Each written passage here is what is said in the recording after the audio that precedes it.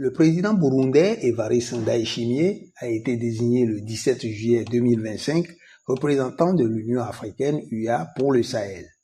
Sa mission principale sera de renouer le dialogue avec le Burkina, le Mali et le Niger, suspendus de l'Union à la suite de coups d'État militaires. En clair, il s'agit pour l'envoyé spécial de l'Union africaine de se rapprocher de ces trois pays, de créer un climat de confiance afin d'éviter surtout une rupture à l'image de ce qui s'est produit à la communauté économique des États de l'Afrique de l'Ouest CEDEAO.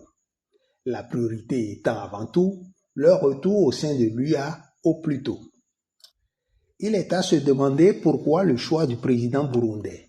Notons que ce choix fait suite à celui récemment du président Faure Gnassingbé du Togo comme médiateur dans la crise à l'est de la RDC.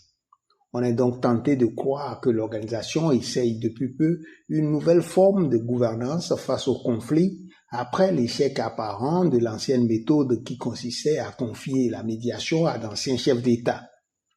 La complexité de la tâche d'Evariste Ndayishimiye a été soulignée dans l'une des toutes premières réactions à sa nomination, celle de l'organisation Human Rights Watch. En effet, selon Alan Ngari, directeur du plaidoyer pour l'Afrique à l'Organisation de défense des droits de l'homme, je cite, « Malgré le bilan très préoccupant du Burundi en matière des droits humains, le président Ndayishimiye a désormais l'opportunité de promouvoir les droits humains ainsi qu'une gouvernance fondée sur les droits de la région du Sahel. » Fin de citation. Et M. Ngari d'ajouter, citation encore, « Ne pas le faire reviendrait à tolérer dangereusement l'autoritarisme sous couvert de diplomatie. » Fin de citation. Il s'agira donc de concilier le respect de l'état de droit et de la démocratie dans l'approche de l'UA et la volonté souverainiste clamée par les militaires à la tête des trois États, tout en occultant pas la sécurité des peuples. N'oublions pas qu'une partie non négligeable de la population de ces trois nations du Sahel est aujourd'hui victime des exactions commises par les groupes armés islamistes et parfois par les forces de défense et de sécurité gouvernementales.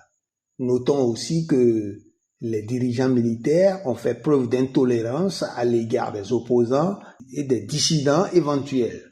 Les récentes décisions politiques montrent une consolidation du pouvoir des militaires sans passer par la case élection.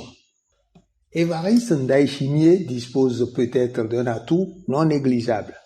En tant qu'ancien militaire, il trouvera certainement le moyen de discuter avec les dirigeants actuels des pays du Sahel et de les amener à la table de l'UA. Il a aussi l'avantage d'être d'une région hors de la CEDEAO, désormais en crise ouverte avec les trois États. Il apparaît donc quelque peu neutre. Mais en même temps, pour aider le président burundais dans cette mission, l'UA elle-même devrait faire preuve de flexibilité dans l'application de ses principes et règlements déjà mis en œuvre.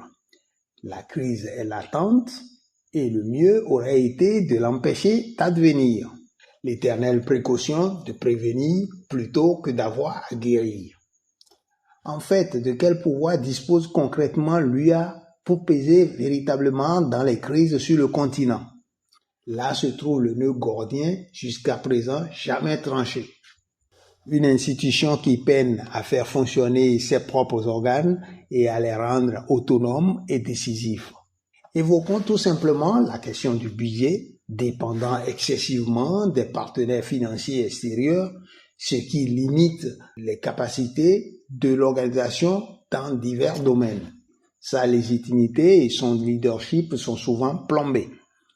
Le président Evariste Ndayishimiye semble donc commis à une mission a priori difficile dont le succès éventuel apparaîtra comme une gageure.